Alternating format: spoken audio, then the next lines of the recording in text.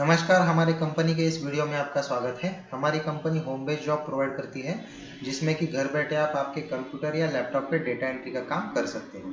तो इसमें आज हम आपको बताएंगे मैट्रिमोनियल फॉर्म फिलिंग के बारे में।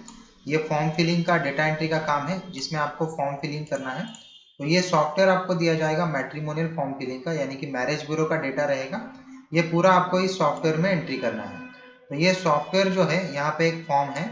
ये टोटल 42 एंट्रीज का फॉर्म है, जिसमें 22 एंट्रीज जो है वो आपको ड्रॉप डाउन में से सिलेक्ट करके भरने हैं, और बाकी 20 एंट्रीज जो रहेंगे वो आपको टाइपिंग करके भरने हैं। तो name, gender, age, marital status, ये जो पूरा इंफॉर्मेशन है ये आपको एक पीडीएफ फाइल में दिया जाएगा। तो इस प्रकार से ये पीडीएफ फाइल होगा। पीडीएफ फाइल में हर एक पेज में आपको एक फॉर्म दिया है। तो ऐसे फॉर्म नंबर 1, उसके नीचे फॉर्म नंबर 2, फॉर्म नंबर 3, ऐसे एक के नीचे एक पूरे फॉर्म्स आएंगे। एक पेज पर एक फॉर्म रहेगा इसका। हर एक फॉर्म में नीचे 3 फील्ड में थोड़ा सा ज़्यादा टाइपिंग होगा। About family, more description, expectation. इसमें मैक्सिमम 3 या 4 लाइन आएंगे, या फिर मिनिमम 1 लाइन आएगा। यही बस आपका मेन टाइपिंग है। ऊपर का जो पार्ट है वो बहुत ही सिंपल है, एक एक वर्ड का टाइपिंग है, और इसमें से भी 50% आपको सिलेक्ट करके ही फिल करना है। तो इसके लिए आपको दोनों विंडो एक साथ ओपन करने पड़ेंगे, यानी कि ये जो डेटा है पीडीएफ फाइल में, ये आपको एक साइड पे अलग से ओपन करना पड़ेगा, और हमारा सॉफ्टवेयर एक साइड पे ओपन करना पड़ेगा। ये जो सॉफ्टवेयर है इसको आप हॉरिजॉन्टली या वर्टिकली कैसे भी आप एडजस्ट कर सकते हो। यहाँ पे स्क्रॉल बार आपको यहाँ पे बॉटम पे भी आएगा स्क्रॉल बार, और राइट साइड पे भी स्क्रॉल बार आएगा। तो यहाँ से देख के पीडीएफ में आपको सॉफ्टवेयर में टाइपिंग करना है।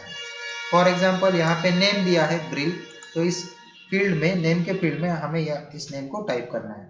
आगे दिया है जेंडर और एज। ये जेंडर और एज दिया है मेल 22, तो जेंडर ड्रॉप डाउन में से सिलेक्ट करना है, एज टाइप करना है। मैरिटल स्टेटस यहाँ पे दिया है अनमैरिड, तो यहाँ पे ड्रॉप डाउन है तो सिलेक्ट करना है।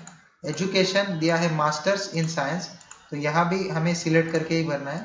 एजुकेशन डिटेल्स एंड ऑक्यूपेशन, देखिए यहाँ पे ड्रॉप डाउन नहीं दिया है, तो यहाँ पे हमें टाइप करना पड़ेगा। एजुकेशन डिटेल्स एमएससी दिया है और ऑक्यूपेशन सर्विस दिया है, तो ये पूरा हमें यहाँ पे टाइप करना पड़ेगा। तो ऐसे जहाँ पे आपको ड्रॉप डाउन दिया है वहाँ पे आपको सिलेक्ट करके भरना है, और जहाँ ड्रॉप डाउन नहीं है वहाँ पे आपको टाइपिंग करना है। आगे फिर से रिलीजन और कास्ट के लिए ड्रॉप डाउन आएगा। रिलीजन हिंदू, कास्ट आर्या वैसे। तो ऐसे यहाँ पे आपको यहाँ से सिलेक्ट करना है, और जो भी कुछ आपको ड्रॉप डाउन दिया है वहाँ से सिलेक्ट करना है, नहीं तो आपको टाइपिंग करना है। ऐसा पूरा फॉर्म आपका कंप्लीट होने के बाद फॉर्म के नीचे सेव का ऑप्शन रहेगा। इसको अगर आप क्लिक करोगे तो ये फॉर्म आपका सेव हो जाएगा। तो इस प्रकार आपको फॉर्म सेव करना है। सेव करने के बाद यहाँ पे ओके का बटन दिया है, इसको दबाते ही ये जो आपने फॉर्म फिल किया है ये पूरा यहाँ पे ब्लैंक हो जाएगा, और यहाँ पे फिर से नया वाला ब्लैंक फॉर्म आ जाएगा। इसमें फिर से आपको नेक्स्ट फॉर्म का एंट्री करना है। स्क्रॉल करके नेक्स्ट फॉर्म ओपन करना है आपको, यहाँ पे उसका एंट्री करना है, और यहाँ से आपको फिर से सेव करना है। तो इस प्रकार सॉफ्टवेयर में आपको एक एक फॉर्म एंट्री करके उसको सेव करते जाना है। राइट कॉर्नर में यहाँ पे आपको दिखता है प्रीवियस एंट्री, यानी कि लास्ट फॉर्म आपने कौन सा सेव किया था। इसका सीरियल नंबर आया है 1508, उसका नाम है ब्रिल, जैसे कि हमने यहाँ पे अभी लास्ट फॉर्म सेव किया था।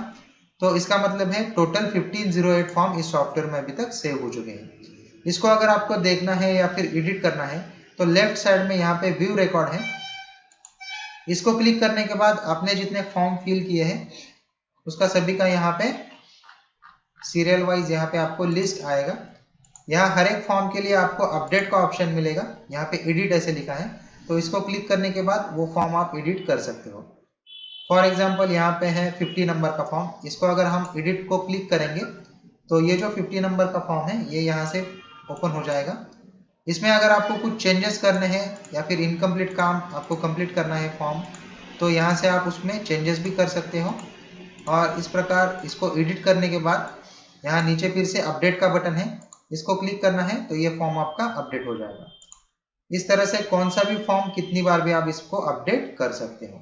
अपडेट का काम पूरा होने के बाद यहाँ फिर से ऐड न्यू फॉर्म का ऑप्शन है, इसको क्लिक करना है तो यहाँ फिर से आपका नया ब्लैंक फॉर्म आ जाएगा। लास्ट एंट्री 1508 है, तो 1509 से यहाँ पे आप कंटिन्यू कर सकते हो। तो इस प्रकार से सॉफ्टवेयर में आपको एक एक फॉर्म एंट्री करना है।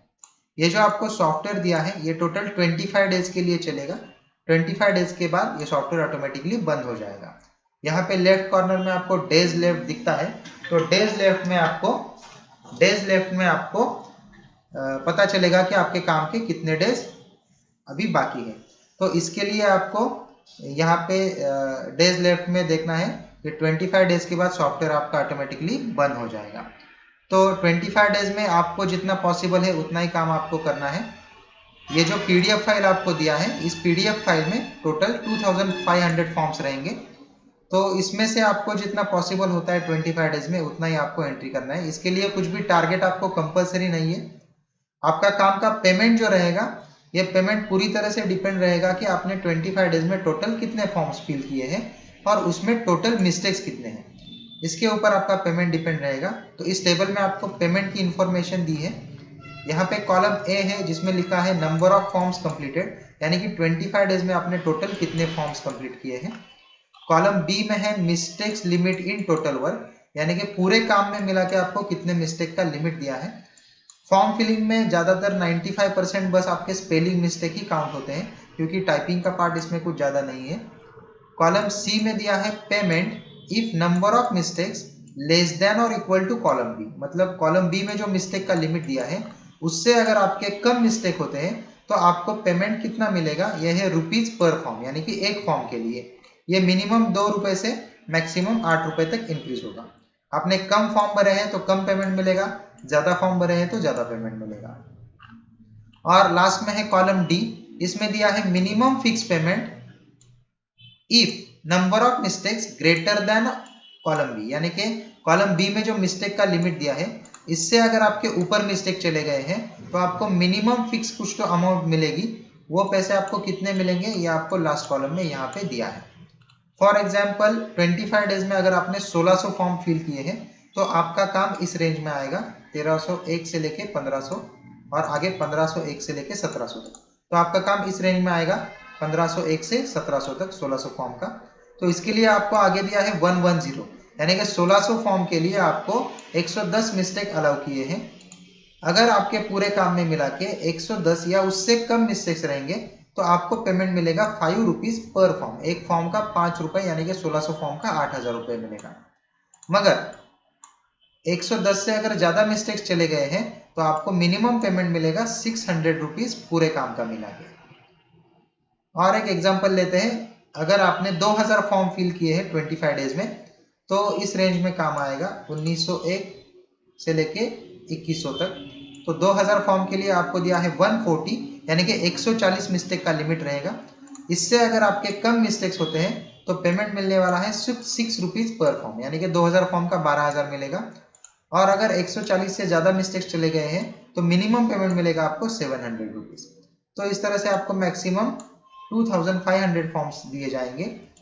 अगर आपने 2300 से ज्यादा फॉर्म किए हैं तो 170 मिस्टेक्स का लिमिट रहेगा उसके लिए, और मैक्सिमम पेमेंट रहेगा आपका 8 रुपीज पर फॉर्म, यानी कि 2500 का मैक्सिमम 8 रुपए के हिसाब से 20,000 रुपीज मंथली इसमें इनकम आपको हो सकता है। ये जो आप टाइपिंग करते हो सॉफ्टवेयर में, ये पूरा आपको सेव रहता है आपके कंप्यूटर पे, सी ड्राइव पे इसका एक फाइल क्रिएट होगा, उसमें आपका ये पूरा डेटा सेव रहेगा। तो 25 डेज खत्म होने के बाद ये जो सी ड्राइव का फाइल क्रिएट हुआ है वो आपको हमारे ईमेल पे भेजना है चेकिंग के लिए। फाइल भेजने के बाद नेक्स्ट 2 या 3 दिन में आपके काम का एक्यूरेसी रिपोर्ट आपको ईमेल पे भेजा जाएगा। एक्यूरेसी रिपोर्ट में क्या रहेगा, जो भी कुछ आपने मिस्टेक्स वहाँ पे किए हैं काम में, वो पूरे मिस्टेक्स आपको एक्यूरेसी रिपोर्ट में वहाँ पे पता चल जाएंगे। और ये जो मिस्टेक्स आपको दिखाई दिए हैं एक्यूरेसी रिपोर्ट में, वो एक्यूरेसी रिपोर्ट में जो मिस्टेक्स है वो एक्चुअली आपके काम में है या नहीं है, वो भी आप क्रॉस चेक कर सकते हो।